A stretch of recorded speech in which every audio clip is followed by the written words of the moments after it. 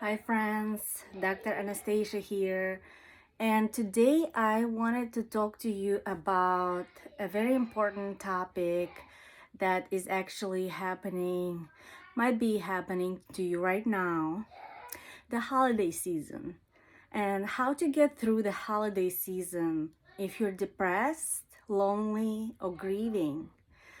So, um, I've had to deal with that on a number of times. And on my worst holiday uh, se- holiday week, I ended up in an emergency room, feeling super depressed. So since then, I actually have learned some tips or tricks that I want to share with you. So, number one, the most important one, let go of pressure. So, what holidays do is they create this expectation all around you that you're supposed to feel happy and joyful. You're supposed to be with your family around the Christmas tree, and all this hype is um, making you question yourself, kind of like, why am I not feeling the cheer? What's wrong with me? And as soon as you start questioning that, you're in your head, spiraling down, ruminating. So, first of all, yeah, consider it as just another day if that's what you have to do. I stopped celebrating holidays for years now. I consider them as just another day in my week when I can get some chores done. And if something happens, like if I get invited somewhere or um, something unexpected happens, that's even greater. I mean, that's perfect. But if not, I'm not upset. In fact, I may take this day to just sleep it away or binge watch on my favorite Netflix show. So, and also when you are like around about and around and you see a family happily picking out a tree, um, just think about it. You're catching them in one happy moment. You don't know about the rest of their life. You don't know what there's gonna happen when they get home and get into an argument. You just happen to catch them in one happy moment. Also, please cut yourself off the social media just for a few days, because you're gonna be bombarded by all those images of your friends happy and cheerful. And well, if you do happen to see that, also acknowledge to yourself that this is just the brightest and best that they are showing to the world, and you don't know what the rest of the story looks like. You really don't. So, yeah. So let go of the pressure is my number one tip. Consider it just like another day. Um, Number two is I actually decided to create my own habits and hobbies and rituals. Now that I have a family, obviously I have to do a little bit of something so my kids don't feel left out when they go back to school. But for years, I would just prepare ahead of time.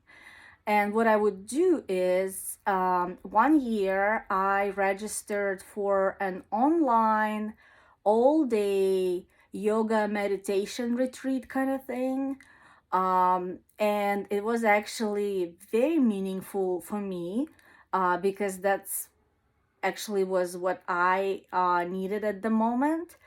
And I was virtually around people, and it was spent much more productively and meaningfully than it would have if I were sitting around the table, you know.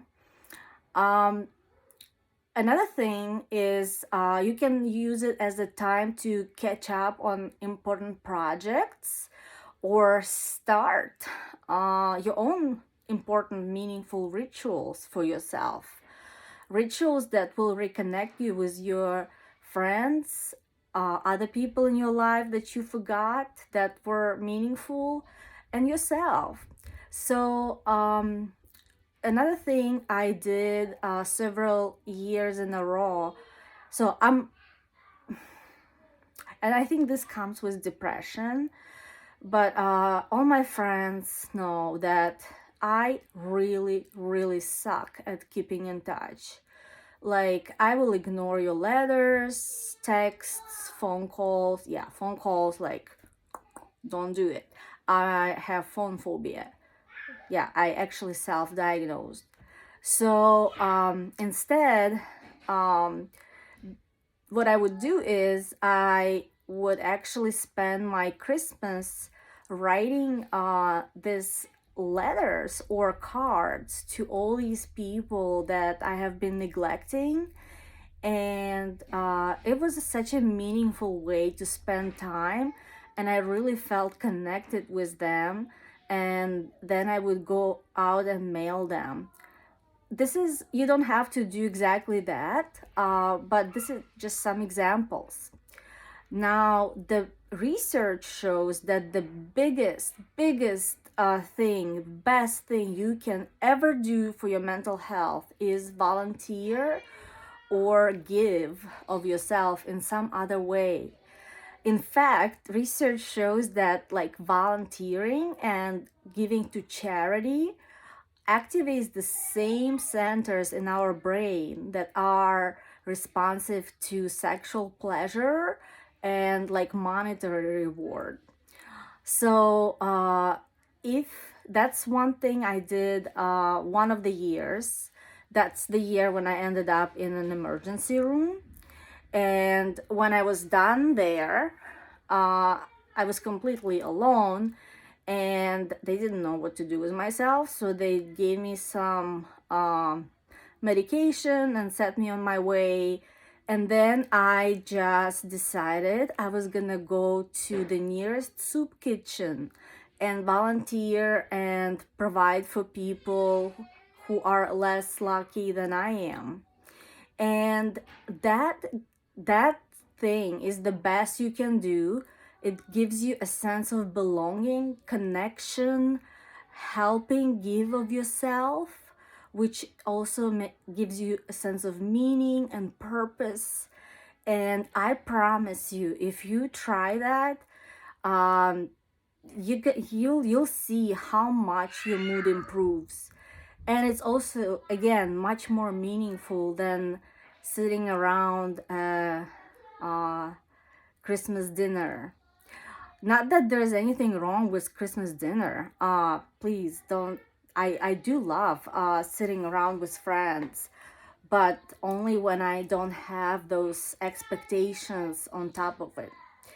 So yes, the volunteering. So you can do the soup kitchen, but also you can probably check in with your county, and they will tell you there's a lot of other opportunities to help your community. Now, let's see. If you are missing a loved one who either passed away, um, yeah, no longer there, a really nice thing to do is to actually use that day to commemorate them in a very meaningful way. So you can either go visit the grave and talk to them, or you can do something like bake their favorite cookies, but instead of them with your friend, and turn on and listen to their favorite music, and that will honor the memory of them and will make you feel like they are in a way right there with you. um, another thing that I was thinking about is, and here it escapes me, there was something really important I was gonna say. Sorry, friends, you see, I have this brain moment. But, anyways, yeah, like I was saying, creating a meaningful ritual or tradition for yourself is one of the best things you can do. Something that it doesn't have to be like a online retreat, but oh, that reminds me. Yeah, but it can be something that really really carries the actual spirit of Christmas and holidays, uh, which the original meaning of this season, you know, which is to reconnect with your higher power and